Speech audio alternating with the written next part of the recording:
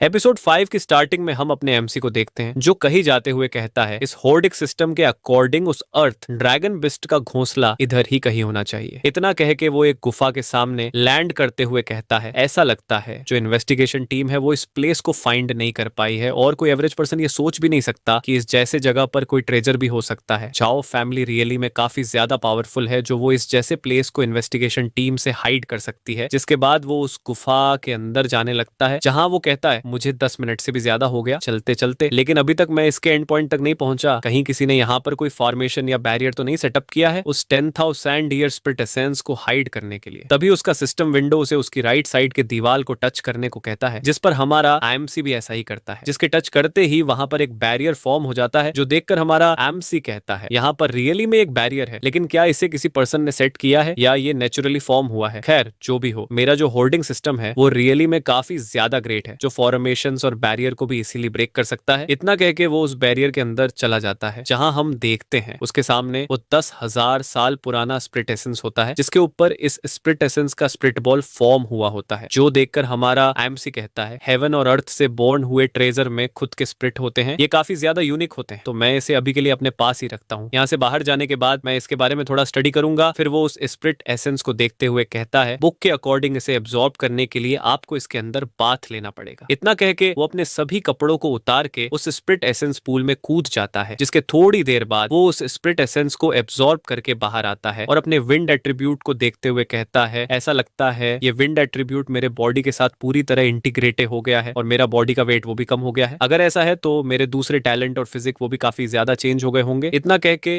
वो अपने स्टेटस को देखने लगता है जहां हम देखते हैं उसका जो फिजिक होता है वो एडवांस हो गया होता है और उसका टैलेंट वो भी अपग्रेड हो गया होता है, जो देख के वो कहता है मैंने लास्ट नाइट 4 बॉटल बिस्ट ब्लड को एब्जॉर्ब किया था जिसने मेरे स्ट्रेंथ को 500 जिन तक बढ़ा दिया था, लेकिन इस स्प्लिट एसेंस को थोड़ी देर एब्जॉर्ब करने के बाद इसने मेरे टैलेंट और फिजिक दोनों को एक लेवल से अपग्रेड कर दिया। ये वाकई में एक यूनिक ट्रेजर कहलाने के लायक है। जिसके बाद वो स्प्लिट एसेंस को एक बोतल में कलेक्ट करते हुए कहता है ये स्प्लिट एसेंस बस एक बार ही वर्क करता है, लेकिन इसे थोड़ा सा मैं अपने बैकअप के लिए स्टोर कर सकता हूँ। जिसे कलेक्ट करने के बाद वो कहता है जो ट्रायल है उसे खत्म होने में अभी 3 दिन बाकी है, तो मुझे अपने नेक्स्ट लेवल को ब्रेक थ्रू करने की कोशिश करनी चाहिए। जिसके बाद हमें 3 दिन बाद का सीन दिखाया जाता है जहां वो दोनों इंस्ट्रक्टर उन सभी से कहते हैं जो इस हंटिंग ट्रायल को कंप्लीट कर लिए है वो अपने स्कोर को हमारे पास सबमिट करें। जिसके बाद वो उन सभी के स्कोर को अनाउंस करते हुए कहते हैं मिग वांग ताओ 13 पॉइंट, युआन हानेई 6 पॉइंट, कुई निंग 21 पॉइंट, लुओ चेन 19 पॉइंट। जो सुन के उनमें से एक स्टूडेंट कहता है मेरा जो स्कोर है वो 67 पॉइंट है, तो मुझे लगता है मैं सेकंड प्लेस को तो अचीव कर ही सकता हूं और जो झाओ कुई है वो जल्दी इस हंटिंग ट्रायल को कंप्लीट करके वापस आता होगा और इस समय उससे बेटर कोई नहीं है, तो जो फर्स्ट प्लेस है वो डेफिनेटली झाओ कुई को बिलोंग करेगा। तभी यहाँ पर हमारा एमसी इस हंटिंग ट्रायल को कंप्लीट करके वापस आ जाता है, जिसे देखकर सभी स्टूडेंट कहते हैं ये इस वाइल्डनेस फॉरेस्ट से जिंदा बाहर आ गया। ये रियली में एक मिरेकल है। जिसके बाद हमारा एमसी अपने बेस्ट मटेरियल को निकालते हुए कहता है इंस्ट्रक्टर प्लीज मेरे स्कोर को काउंट करें। हम देखते हैं हमारे एमसी के बेस्ट मटेरियल को देखकर वो इंस्ट्रक्टर काफी ज्यादा शॉक हो जाते हैं। जिसके बाद वो उसके स्कोर को अनाउंस करते हुए कहते हैं ये टोटल 103 पॉइंट है, जो सुनकर वो सभी काफी ज्यादा शॉक हो जाते हैं और कहते हैं आखिर ये कैसे हो सकता है, इस जैसा एक ट्रैश